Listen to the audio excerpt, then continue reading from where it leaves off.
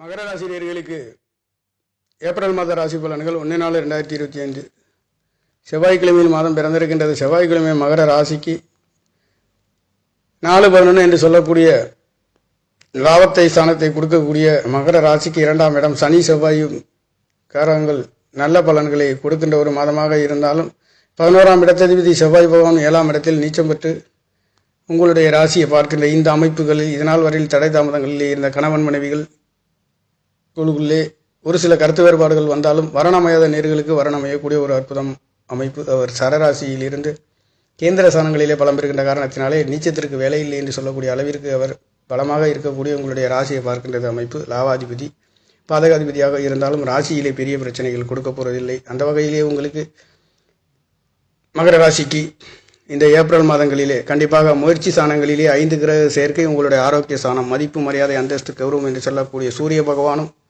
மீண்டும் உங்களுடைய 4ஆம் இடத்துக்கு செல்ல போகின்றார். அந்த சூரிய பகவானுடைய பார்வை 10ஆம் இடத்தை பார்வை செய்கின்றது.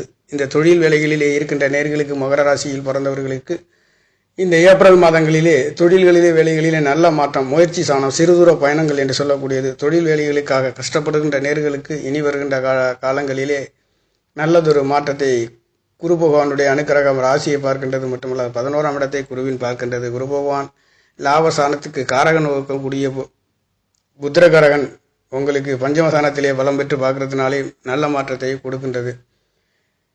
மகர ராசியை பொறுத்தவரையில் இந்த ஏப்ரல் மாதங்களிலே 3ஆம் இடம் என்று சொல்லக்கூடிய ஸ்தானத்திலே அஷ்டமாதிபதி அமையப்பெறுகின்றது மட்டுமல்லாதது 6ஆம் இடத்ததிபதி 6-8 சம்பந்தப்பட்டு 9வது இடத்தை பார்க்கின்ற பொழுது இது நாள் வரையில் நல்ல வெளிநாடு வெளியூர் செல்லக்கூடிய ஒரு அமைப்பு, கடல் கடந்து செல்லக்கூடிய ஒரு அமைப்பு, சகோதர சகோதரியில் அன்பு ஆதரவுகள் கிடைக்கின்றது.